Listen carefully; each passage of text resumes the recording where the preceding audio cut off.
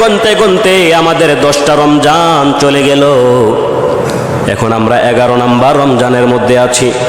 রমজানের যে 3টা ভাগ আল্লাহ করেছেন, প্রথমে রহমত, তারপরে মাগফিরাত, তারপরে নাজাত দিয়েছেন। আমরা প্রথম 10 দিন রহমত পার করে ফেলেছি। আমার ভাইয়েরা, এখনো সময় আছে, এখনো রমজান আমাদের কাছ থেকে বিদায় নিয়ে যায় নাই। একটা বারের জন্য চিন্তা করেন, এটা মনে হয় আমাদের শেষ রমজান। কত মানুষ এই জায়গার মধ্যে বসে রোজা রেখেছে, কত মানুষ গত রমজানে এই জায়গার মধ্যে, এই মসজিদের মধ্যে বসে হুজুরের আলোচনা শুনেছে। কত মানুষ এমন ছিল এই জায়গার মধ্যে বসে বসে রমজানের মধ্যে খতম তারাবি পড়েছে, এমন মানুষ নাই মনে হয়? আজকে ওই মানুষগুলির মধ্যে এমনও কিছু মানুষ আছে যারা কবরস্থানের মধ্যে নাই মনে হয়। আমার ভাইয়েরা, একটু চিন্তা করেন, রমজান মাসের যেই ফজিলত, রমজান মাসের যেই বরকত, জীবনের শেষ বরকত মনে হয় আমাদের কাছ থেকে এটা বিদায় নিয়ে চলে যাবে। একটা বারের জন্য একটু চিন্তা করেন, গত বছর যারা মসজিদের মধ্যে নামাজ পড়েছে, আমাদের মধ্যে অনেক মানুষ এখন মসজিদের মধ্যে নাই, তারা অন্ধকার কবরের মধ্যে পড়ে রয়েছে। এমনও হতে পারে সামনে বছর যে রমজান আসবে, এই মানুষগুলির মধ্য থেকে আমি একজন মাইনাস হয়ে যেতে পারি, কবরের মধ্যে থাকতে পারি। এই চিন্তাটা করে আপনি রমজান মাসের ইবাদত করা শুরু করে দেন। আপনি অন্তরের মধ্যে আল্লাহর ভয় ঢুকায় দেন। এমন চিন্তা করে যখন আপনি নামাজের মধ্যে দাঁড়াবেন, নামাজের মধ্যে দাঁড়ালে পরে দেরি হয়ে যাবে, নামাজের মধ্যে রহমত নাজিল করতে একজন দেরি করবেন না, তিনি কে? রমজান মাসের মধ্যে আপনি যখন এমন চিন্তা নিয়ে দাঁড়াবেন, রমজান মাসের মধ্যে এমন চিন্তা ভাবনা নিয়ে যতগুলি ইবাদত করবেন, প্রত্যেকটা ইবাদতের মধ্যে রহমত নাজিল করে দিবে কে? আমাদের প্রত্যেকটা ইবাদত কবুল করে নিবে কে? আল্লাহ তাআলা আমাদের সবাইকেই রমজান মাসের মধ্যে যেভাবে ইবাদত করলে পরে তিনি খুশি হবেন, রমজানের যেই হকগুলি রয়েছে ওই হকগুলি যেন পরিপূর্ণভাবে আমরা আদায় করতে পারি, আল্লাহ তাআলা সেই তৌফিক দান করে। সকলে বলুন আমিন। ওয়া আখিরু দাওয়ানা আলহামদুলিল্লাহি রাব্বিল আলামিন। আসসালামু আলাইকুম ওয়া রাহমাতুল্লাহ। তখন তারা চায় এই ছোট ছোট বিষয়গুলো ঢুকাইয়া ইমানটা নষ্ট করে ফেলতে। ইমান যদি নষ্ট হয়ে যায়, তখন তারা যেটা বলবে সেটাই মুসলমানরা শুনবে। তাদের মূলত উদ্দেশ্যই হচ্ছে এটা। আল্লাহ তাআলা আমাদেরকে তাদের কাছ থেকে হেফাজত করুন। সকলে বলুন আমিন। আমরা পারি আর না পারি, তারা যদি আমাদেরকে বুঝাতে আসে এই সমস্ত বিষয় নিয়ে, ইমানের বিষয় নিয়ে, আমরা যদি জবাব নাও দিতে পারি, বলবো তোমরা চলে যাও, তোমরা যদি 1000 বার বলো তোমাদের কথা আমরা শুনবো না। আমার ভাইয়েরা, বিশ্বনবী মুহাম্মদুর রাসূলুল্লাহ বলেন, রমজান মাসে যারা রোজা রাখবে তাদেরকে আল্লাহ তাআলা এত বেশি পছন্দ করে নেই, এত বেশি ভালোবাসে। আপনাদেরকে একটা ঘটনা শোনাই। সারাটা দিন রোজা রাখার পরে পেটের মধ্যে ক্ষুধা লাগে কিনা বলেন? বিকাল পেটের মধ্যে যখন ক্ষুধা লাগে, মুখ দিয়ে একটা দুর্গন্ধ আসে কিনা? আসে। হযরতে মূসা আলাইহিস সালাতু ওয়াস সালাম সারাটা দিন রোজা রাখার পরে বিকাল যখন হলো, তার মুখ থেকে যখন গন্ধ আসা শুরু করলো, তিনি চিন্তা করলেন আল্লাহর সাথে কথা বলতে যাব। আমাদের মুখ দিয়ে, আমার মুখ দিয়ে যদি এমন গন্ধ আসে, আল্লাহ তাআলা কোনোদিন মানুষের দুর্গন্ধ পছন্দ করে না। এই কারণেই তো বলা হয় পেঁয়াজ রসুন দুর্গন্ধ নিয়ে মসজিদের মধ্যে আসা নিষেধ। হযরত মূসা আলাইহিস সালাতু ওয়াস সালাম চিন্তা করলেন আল্লাহর সাথে দেখা করতে যাব, সাক্ষাৎ করতে যাব। মুখ থেকে যদি দুর্গন্ধ এমন ভাবে আসা শুরু করেছে, আল্লাহর সাথে কথা বললে পরে যদি আল্লাহ তাআলা আমার সাথে কথা বলতে না চায়, ফেরেশতারা যদি কষ্ট পায়, তার চিন্তাটা ভালো না খারাপ? একটু বলেন তো। ভালো। হযরত মূসা আলাইহিস সালাতু ওয়াস সালাম এমন চিন্তা করে কিছু গাছের পাতা মুখের মধ্যে নিয়ে চাবালেন। চাবানোর পরে কিছু রস তার পেটের মধ্যে ঢুকে গেল। হযরত মূসা আলাইহিস সালাতু ওয়াস সালাম আল্লাহর সাথে দেখা করার জন্য যখন তুর পাহাড়ে গেলেন, হযরত মূসা আল্লাহর সাথে কথা বলবেন, আল্লাহকে ডাকেন, তখন আল্লাহ তাআলার জবাব দেয় না। আল্লাহ তাআলাকে বারবার ডাকার পরে যখন জবাব পায় না, হযরত মূসা ওই জায়গার মধ্যে অবাক হয়ে গেল। আহারে, কেন আল্লাহ আমার সাথে কথা বলবে না? এমন কোনো অন্যায় কাজ তো করলাম না, এমন কোনো আল্লাহর বিরোধিতাও তো করলাম না, যেই কারণে আল্লাহ তাআলা আমার সাথে কথা বলবেন না। আমি আপনাদেরকে প্রশ্ন করি, নবীরা কি কোনোদিন গুনাহ করে নাকি? জোরে বলেন, গুনাহ করে নাকি? নবীদের আগে এবং পরের সমস্ত গুনাহগুলি মাফ করে দিয়েছেন কে? নবীদেরকে মাঝে মাঝে এমন কিছু ঘটনা শোনানো হয়, যে ঘটনাগুলি শুনলে পরে হয় নবীরা মনে হয় গুনাহ করেছে। বাস্তবিক পক্ষে এটা গুনাহ নয়, তার উম্মতকে শিক্ষা দেওয়ার জন্য আল্লাহ তাআলা ইচ্ছা করে নবীর মাধ্যমে এই কাজগুলি করাইছেন। হযরত মূসা আলাইহিস সালাতু ওয়াস সালাম তিনি যেই কাজটা করলেন ইচ্ছা করে করেন নাই, করাইছে কে? মূসা নবীর দোষ আছে? হযরত মূসা আলাইহিস সালাতু ওয়াস সালাম ওই জায়গার মধ্যে বসে বসে চিন্তা করলেন, আহারে আল্লাহ কেন আমার সাথে কথা বলে না? অনেকক্ষণ চুপ থাকার পরে জিবরাইল হযরত মূসা নবীর কাছে এসে বলছেন, আল্লাহ আপনার উপরে রাগান্বিত হয়ে রয়েছে। এই রাগটা কোনো ভুলের কারণে নয়, ভালোবাসার রাগ। রাগ মানুষের কয় রকম হয়?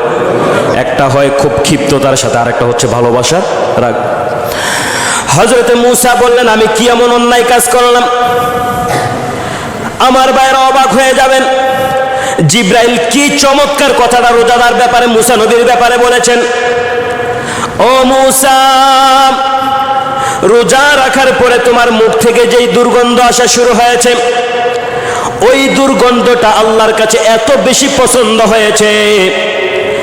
কস্তুরীর গ্রানটা যত বেশি সুন্দর হয়, মেশকাম্বারের গ্রানটা যত বেশি সুন্দর হয়, তার থেকেও 1000 গুণে বেশি আপনার মুখের দুর্গন্ধটা পছন্দ করে নিয়েছে।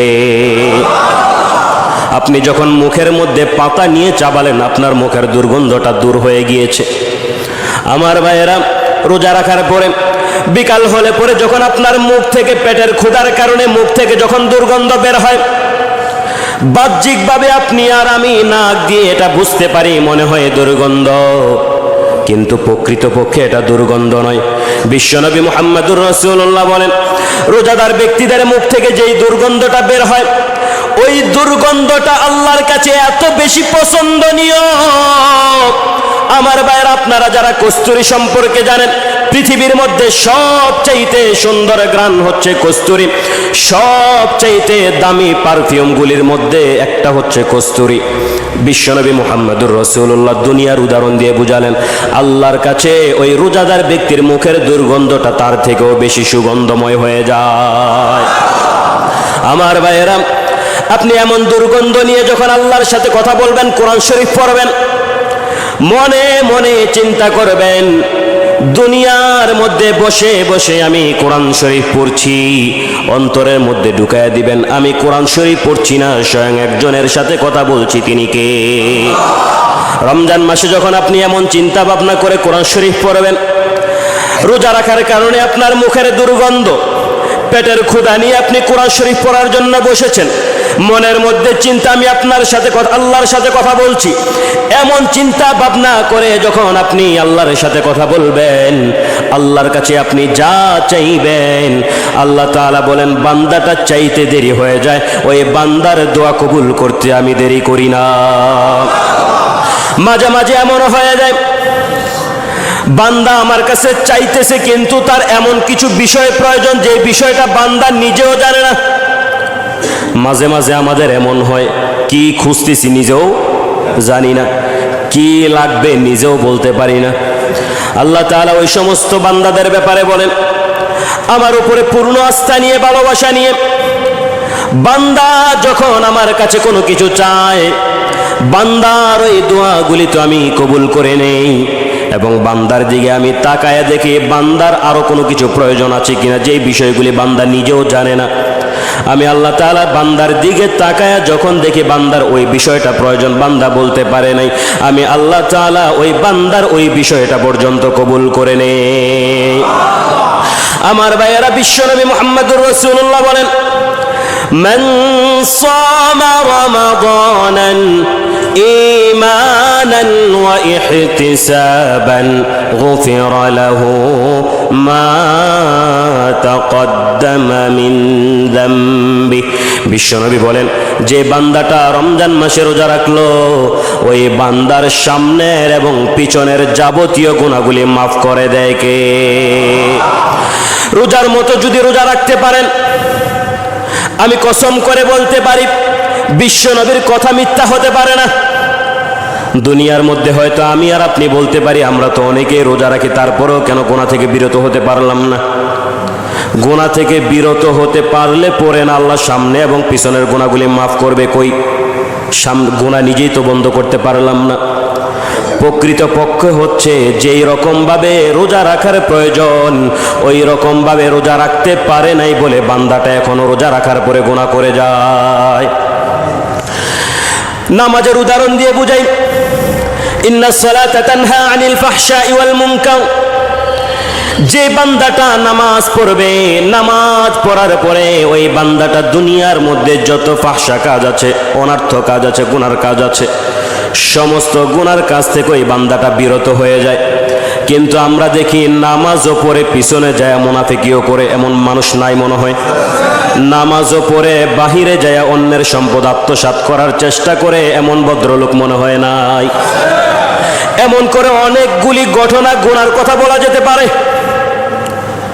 ওই যে আল্লাহ তাআলা বললেন নামাজ পড়লে অনর্থক কাজ থেকে বিরত হয়ে যায়, আপনি নিজের চোখে দেখলেন বান্দাটা নামাজ পড়তেছে পিছনে যায় অন্যায় কাজ করতেছে। আপনার কাছে কি মনে হয়? কোরআন শরীফটা ভুল মনে হয়? একটু কথা বলেন। বাস্তবিক পক্ষে হচ্ছে নামাজটা যেইভাবে আদায় করার প্রয়োজন, নামাজের হক যতটুকু আছে ততটুকু আদায় করার প্রয়োজন ছিল। ওই বান্দাটা নামাজের পরিপূর্ণ হক আদায় করতে পারে নাই। পরিপূর্ণ হক আদায় না করলে পরে আপনারা বলেন ওটা কি নামাজ বলে নাকি? আল্লাহ তাআলা পবিত্র কোরআনুল কারীমের মধ্যে কিছু কিছু মুসল্লিদের ব্যাপারে বলেছেন, ফাওয়াইলুল লিল মুসাল্লিন।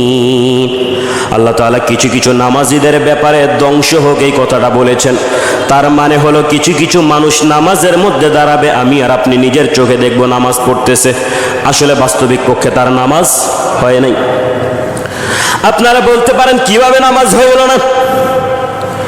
এবার আমি আপনাদেরকে কয়েকটা কথা বলি। আপনি নামাজের মধ্যে দাঁড়ালেন, আল্লাহু আকবার বলেন, আপনি মনে মনে চিন্তা করতেছেন, আহারে আমি নামাজের মধ্যে দাঁড়ালাম, এলাকার মানুষগুলি আমার দেখতেছে, এমন সময় আমি নফল নামাজ পড়তেছি, মনে হয় আমার নফল নামাজি বলবে। এমন চিন্তা ভাবনা মনে হয় ঢুকে না? যদি এমন চিন্তা ভাবনা ঢুকে বলেন তো নামাজের হকটা কি আদায় হয়েছে নাকি? নামাজের হক ছিল আপনি যতক্ষণ নামাজের মধ্যে দাঁড়াবেন ততক্ষণ পর্যন্ত একজনের স্মরণ করবেন, তিনি কে? ঠিক রমজান মাসেরটাও হচ্ছে এরকম। বিশ্বনবীর হাদিস মিথ্যা হতে পারে না। নিজের চোখে দেখলেন রোজা রাখতেছে, তারপরে আবার অন্যায় কাজ করতেছে। আমার ভাইয়েরা, নামাজের হক যেমন করে আদায় করতে পারে নাই, ওই ব্যক্তিটা রোজা রাখার পরেও যখন অন্যায় কাজ করবে আপনি নিজের চোখে দেখতে পারবেন, বুঝে নিবেন যদিও সারাটা দিন সে রোজা রাখতেছে, রোজার যেই পরিপূর্ণ হক ওই হকটুকু ওই বান্দাটা আদায় করতে পারে নাই। এই হকটুকু আদায় করা লাগবে। রমজানের পূর্ণ হক কিভাবে রোজা রাখলে পরে আমাদের রোজাগুলি কবুল হবে, কিভাবে থাকলে পরে আমাদের রোজাগুলি কবুল হবে, ওই রকমভাবে চিন্তা ভাবনা করে তারপরে রোজা রাখতে হবে। রোজা রাখে মিথ্যা কথাও বলে নাই, রোজা রাখে গোশও খায় নাই, রোজা রাখে সুদও খায় নাই, রোজা রাখে আবার মিথ্যা কথাও বলে নাই। অন্য মানুষ একজন মানুষকে আরেকজন মানুষের সাথে ঝগড়া লাগার জন্য উল্টাপাল্টা কথাবার্তা বলে নাই। এইগুলি করে যদি বান্দা রোজা রাখে তাহলে ওই বান্দার রোজাটা কেমন হলো? সারাটা দিন উপাস থাকা যেরকম ওই বান্দার রোজাটা ঠিক এরকম। এই কাজগুলি করা যাবে না। রমজান মাসে আপনি অন্যায় কাজগুলি করবেন না। আবার কিছু কিছু ভদ্রলোক আছে, রোজা রাখছি দিনের বেলায় না, যখন কিছু টাকা নিয়ে আসে অন্যায় টাকা, কয় এখন না মাগরিবের পরে হেতে চিন্তা করতেছে এখন খাইলে না গুনাইব, মাগরিবের পরে খাইলে মনে হয় না। এটা করা যাবে না। রমজান মাসের দিনের যতটা মূল্য রাত্রের মূল্য কোনো অংশে তার থেকে কম নয়। কত মানুষ শুধুমাত্র রমজানের তারাবির কারণে আল্লাহর জান্নাতের মধ্যে চলে যাবে। কত মানুষ রমজানে শুধুমাত্র কোরআন শরীফ পড়ার কারণে জান্নাতের মধ্যে চলে যাবে। কত মানুষ এমন হবে রমজানে নফল ইবাদত, অন্য মাসে নফল ইবাদত, রমজান মাসে নফল ইবাদতের মতো একটা ইবাদত করেছে, ওই নফল ইবাদতের কারণে কত অসংখ্য মানুষ জান্নাতের মধ্যে চলে যাবে। শর্ত একটাই, রমজানের পরিপূর্ণ হক আদায় করে এই কাজগুলি করতে হবে। আল্লাহ তাআলা আমাদের সবাইকে রমজানের পরিপূর্ণ হক আদায় করার তৌফিক দান করুন। আমি আপনাদেরকে আবারও বলছি, রমজান মাস প্রত্যেক দিন কোরআন শরীফ পড়ার চেষ্টা করেন। অন্তত রমজানের মধ্যে একটা খতম হলেও দেওয়ার চেষ্টা করেন। আপনি নিজে পারতেছেন না, একটু কোরআন শরীফের দিকে একটু তাকান, মন দিল দিয়ে একটু তাকান। আহারে পড়তে পারতেছি না, আল্লাহর কোরআনের বাণী, আমি কেমন হতভাগা, আল্লাহর কোরআন শরীফটা পড়তে পারতেছি না। এমন করে করে পৃষ্ঠাগুলি একটু উল্টান। এরকমভাবেও যদি আপনি করেন, আপনার আমল নামায় সওয়াব আছে। পারবেন তো ইনশাআল্লাহ? পারবেন ইনশাআল্লাহ, করার চেষ্টা করবেন। আমার ভাইয়েরা, রমজান মাসটা হচ্ছে বোনাসের মাস। এই মাসের মধ্যে আপনি যত ইবাদত করবেন, তত ইবাদত আল্লাহর কাছে তত বেশি নৈকট্য অর্জন আপনি করতে পারবেন।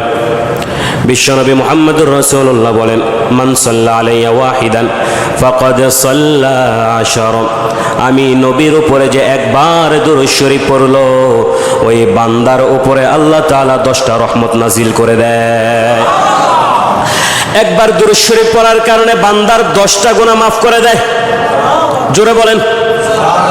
বান্দা একবার বিশ্বনবীর উপরে দুরূদ শরীফ পড়ার কারণে তার 10টা মর্যাদা বাড়ায়া দেয়।